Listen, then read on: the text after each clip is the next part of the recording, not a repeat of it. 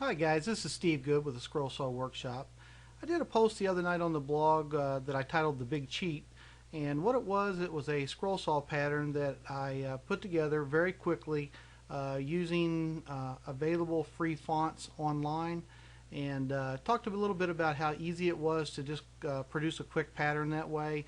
Not necessarily very creative, but if you're just looking for something to cut, it's a fun way of doing it.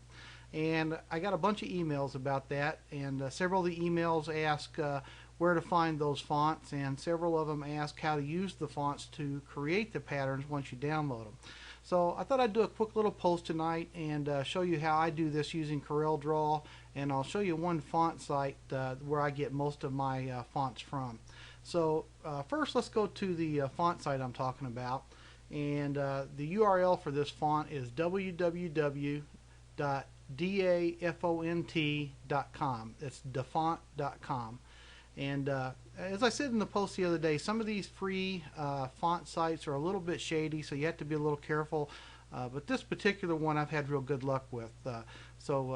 I've used this site for, I don't know, at least a couple years, and it's always seemed fine.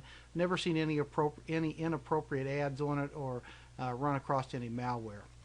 Okay, now what I talked about the other night was using fonts that you can download for free, and generally they're titled Dingbat Fonts. I think that just came from the way Windows named some of their first graphical fonts, but I'm not sure where the name comes from. But that's what you want to look for, is Dingbats. So when you go to this site, you'll see this list right here of all their available font sections, and over here towards the right you'll see their Dingbat fonts. Now they have several different categories here of different fonts, and the one we're going to look at tonight, we'll just go to Animals, and when you click on that category, then you can scroll down and you'll see all these different fonts that you can download and install that have animal type pictures, and so each key on your keyboard will have one of these pictures associated with it. So let's scroll on down. I'll show you some of the examples here, and on page 2, and I think there's 10 pages of this particular font. On page 2 there's one here called the Yeehaw font, and as you can see it's a bunch of equestrian type patterns. So this is the one we're going to use tonight, and what you do is you click on the download button over here, and that'll download it to your computer, and then you can install it. And I'll go back here in a second and show you where the instructions are for installing fonts if you don't know how. But one thing I want to point out here while we're here is to the right of the font you'll see these descriptions of what the license for this particular font is.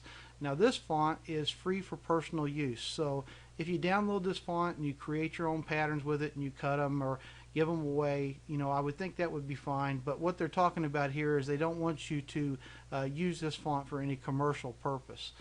The next one down here, this Butterfly Heaven, just says free, so the thing there is you can use it freely for whatever you want. And you can see there's a bunch of these fonts.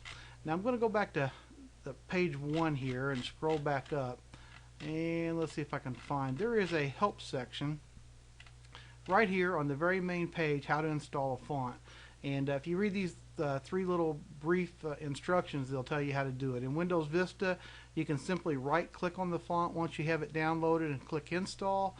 In Windows XP, all you have to do is copy the font into your Windows Fonts directory, and on the Mac OS you double click the font file and install font button. And then there's got a list here for other operating systems if you need that also. So go to the websites, whichever one you choose to use, and download the font that you want.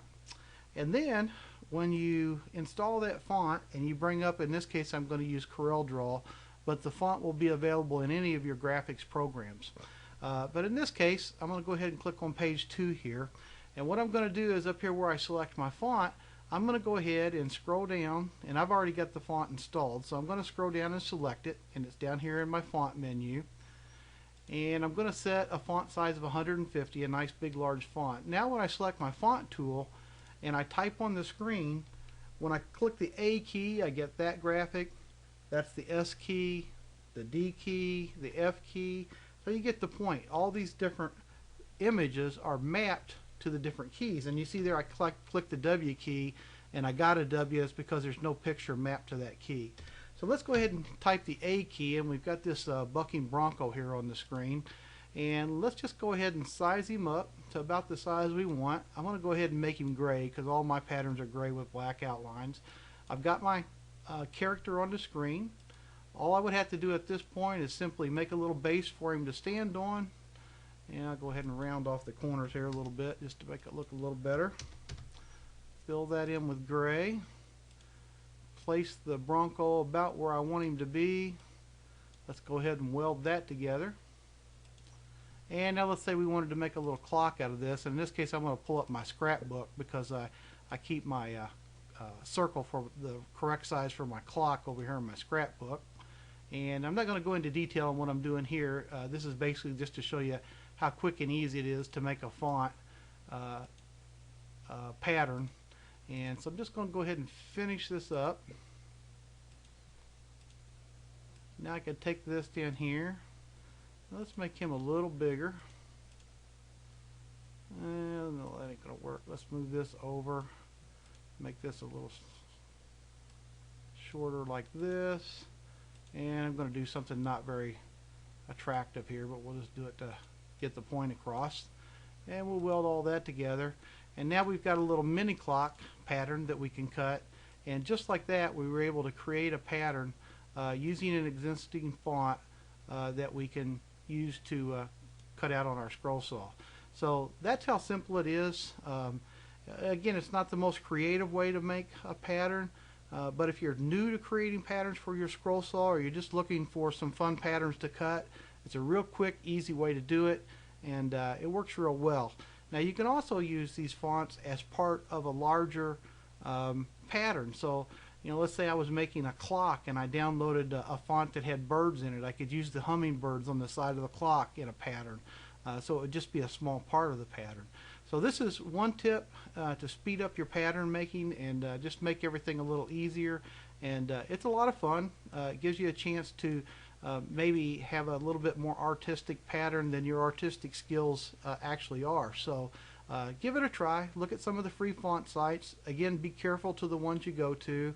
I think I can safely recommend Dingbat.com. They seem to be pretty safe without any of the adult type ads or anything like that you run across on some of the others. So I'm Steve Good. I hope you liked this little quick video, and we'll see you next time here at the Scroll Saw Workshop.